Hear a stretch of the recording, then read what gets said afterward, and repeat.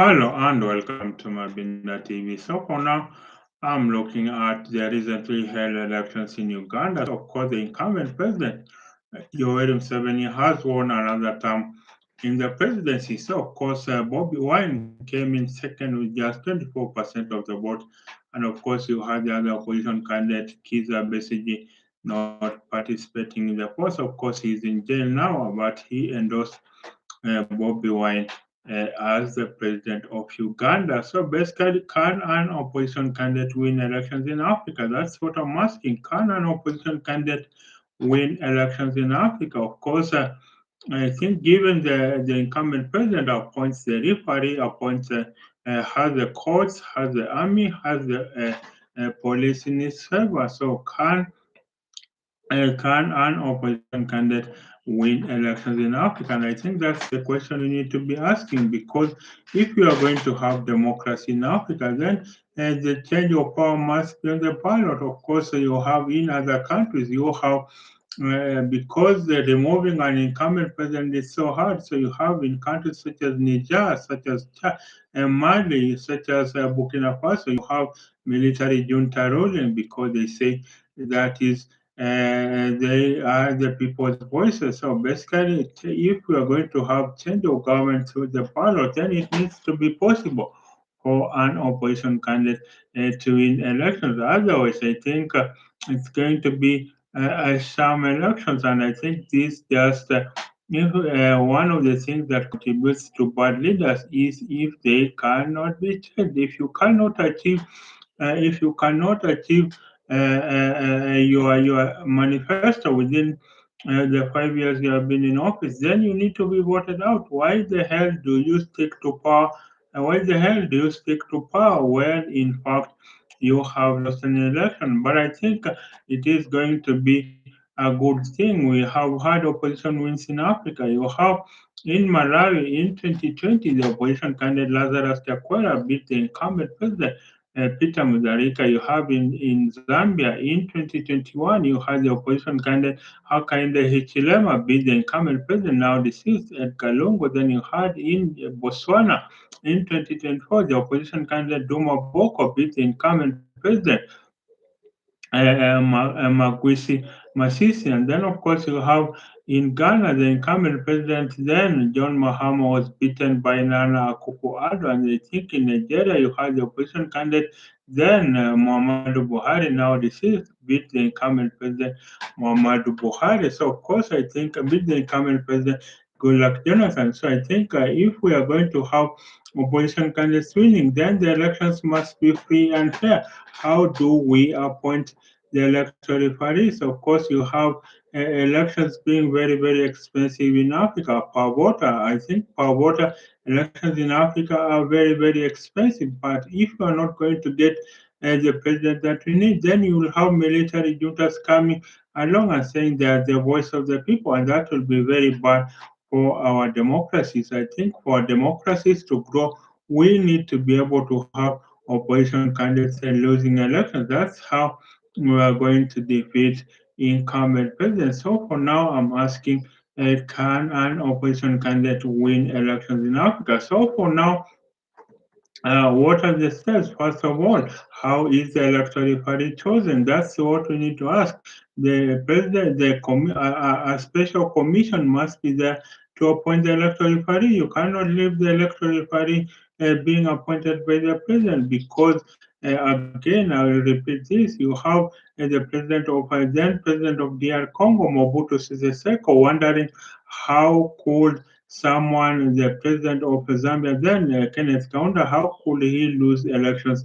He had organized. So basically, the president organizing an election does not mean that he is going to win power ultimately. And I think if we have stable democracies in Africa, then of course that's how Africa will have change of governments through the ballot, and that's how we will have reforms. Otherwise, we cannot have reforms when you have people not getting power. You have the five-time opposition leader in Africa, that is Raila Odinga. He the late Raila Odinga, he vied for the presidency 5 times and says the only time he lost the election was in 1997. The other elections he had won, but he had been cheated out of victory. And so this cheating out of victory of opposition candidates, I think it needs to stop. I think what needs to happen is basically what needs to happen is that the opposition candidates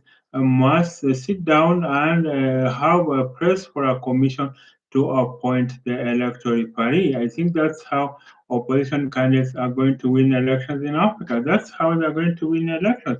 Otherwise, if we go by the route that if we go by the route that incumbent presidents are going to be winning, then we're going to have very poor leadership in Africa. And remember, the number one problem for Africa is lack of leadership. You can imagine that the more Ibrahim leadership prize, which is the largest leadership prize in the world at $5 million, given to a former president who, during his time, had enacted reforms in his country. The Mo Ibrahim Prize has not been awarded for the last maybe 5 years because there is just no African leader that fits the bill. And of course, the founder of the prize, Mo Ibrahim, the founder of Celtel telecommunications company, he says that Africa, yes, there is lack of leadership the world over, but in Africa, it is dire. So basically, what I'm asking, can an incumbent president be beaten in Africa? And I think there needs to be a debate and a sober one at that. Does democracy come first, or does economic growth come first? Of course, it's a chicken and egg issue, but I think if we have stable democracies, then we will have leaders that have truly the people's sentiments, people leadership that is at the heart of what people want. That is what will bring change in Africa. If we have change in Africa through the change in governments through the ballot, that is how we can enhance leadership in Africa and economic growth. Frankly, will come to that. Of course, some will say China has no democracy yet; it is developing fast. China, but remember, of course, that's an argument for benevolent dictatorship. But we have no benevolent dictators in Africa. I think the dictators in Africa take away the political freedoms from their people, but they do not give them economic freedoms. I think there are no benevolent dictators in Africa because benevolent dictators usually they take away your political freedoms, but in exchange they give you economic freedoms. And I think that's how the likes of Lee Kuan Yew ruled Singapore. Yes, he was an authoritarian when it comes to politics, but then the people prospered economically. And I think that's why Singapore prospered that much. So we need leaders that can fit the bill. So we need economic growth. Remember, Africa is so poor that we need double-digit growth year on year for about 30 years. That's how China pulled 500 million people out of poverty. Imagine an economic growth where you have double-digit growth over 10% year on year for 30 years. That's how Africa is going to lift its 1 billion people out of poverty. Remember, there are about 650 million people in the world that cannot afford 3 square meters a day. And of course, of the 650 million, half of them are in Africa. So you can imagine our leaders are not giving us economic power. They just want power power for its own sake. And remember, we have no Persian governor kind of leaders. The Persian governor who ensures that resources freely, who ensures that resources are utilized optimally so that people can prosper. We have no Persian governor in Africa. What we have are rulers who are attracted by the trappings of power, not leaders that really are Persian governor reality who ensure that prosperity for their people by optimally using resources. So I think if that happens, then Africa is going to develop. Africa has the minerals, Africa has everything minus the leadership. So whereas Europe was theorized, so the precision expert consultant makes the rules, whereas America was innovated, so the creative genius makes the rules, whereas China was reverse engineered, so the system's technocrat makes the rules. Africa can and will be 3D printed, so it means we need an Africa that basically we need an Africa that leaders that are smart executioners, so that basically they can implement systems fast. So I think someday, and I believe someday, I believe that someday the University of Nairobi student basically defending her PhD thesis her thesis will not be null and void on how to eliminate poverty in Africa.